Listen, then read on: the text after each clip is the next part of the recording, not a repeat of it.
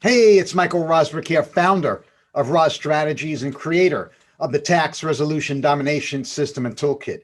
And how do you convey transparency with regard to your client's expectations versus reality, especially when it comes to tax resolution clients? Look, everybody wants to settle for less. Everybody wants an offer in compromise. But the truth is, 70% of your clients aren't going to qualify.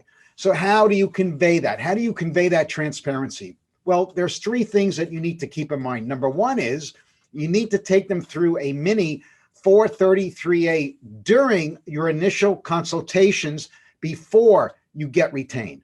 Okay, the 433A forms the basis. It's the meat and potatoes of every collection case, because what it is it's a snapshot of your client's current financial situation, not what their financial situation was 3 years ago, 2 years ago, or even a year ago. That's going to determine what they're eligible for. That's going to determine whether they're a good offer and compromise candidate, or maybe a partial pay installment agreement candidate, or even a currently not collectible candidate.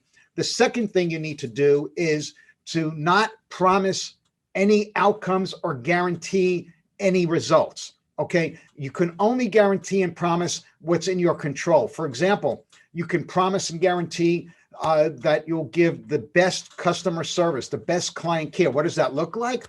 Well, that looks like responding to emails and phone calls within the next business day.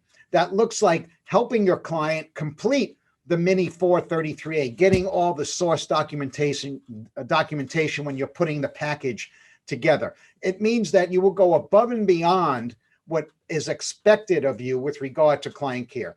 The third thing you need to do is to be consistent and constantly be in contact, communication with your tax resolution clients, giving them a case status update every 28 days. Look, you're probably going to be charging their credit card every month for the future recurring payments, or you're going to be debiting their bank account via an ACH authorization for the recurring future payments. Okay, especially when nothing is going on with their case, especially when you're in a holding pattern with the IRS, you need to communicate them for two reasons. Number one, it's a great opportunity to manage the client's expectations every single time you have contact with them.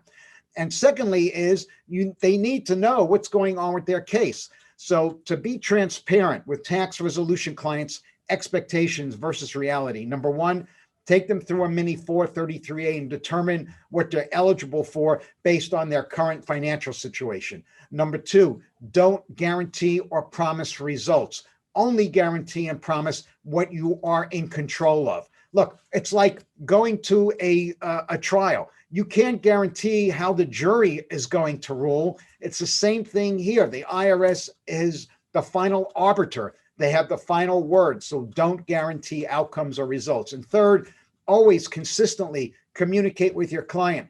We implemented a 14 touch point client assurance system, meaning we determined that over the course of a case, we communicated 14 separate and distinct times with the client, giving them a case status update, but more importantly, managing their expectations to the final result. I hope you found some value in this video, and we'll see you on the next one. Bye. Hey, Michael ROZBRUCH here, the Roz Man, the tax resolution guy. Go check out my podcast, The Tax Resolution Success Show, on Apple or Google. Subscribe, or you can go to my website, rozstrategies.com, and go to the podcast page. It's a great show. Hope you subscribe. I'll see you there.